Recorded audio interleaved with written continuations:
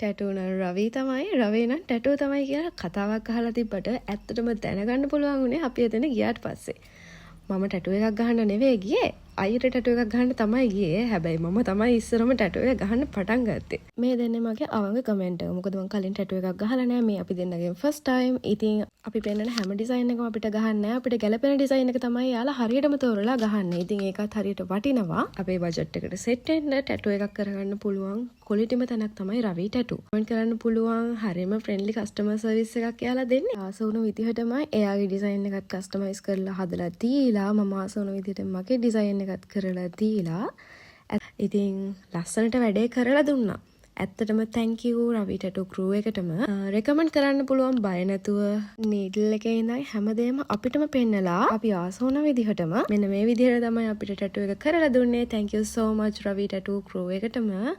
අපි ආයේ එනවා ටැටූ එකක් කරගන්න අනිවාර්යෙන්. දන්න අයටත් කියන්නේ හැමෝම යන්න ඕනේ තැනක් එතන. රෙකමන්ඩ් කරන්න පුළුවන් බය නැතුව රවි ටැටූ. ගනේ මුල්ල contact numbers ඔයාලට ඕන නම් මේ වීඩියෝ එකේ යටින් අනිවාර්යෙන් දාන්නම්. contact කරගෙන බලන්න අපිට ඕනේ ඩිසයින් එකෙන් කස්ටමයිස් කරලා වුණත් අපිට හදාගන්න පුළුවන් එතන. හරිම හොඳ ක්‍රූ එකක් ඉන්නේ. ආයෙත් කියන්නේ thank you Ravi tattoo ගනේ Mulla.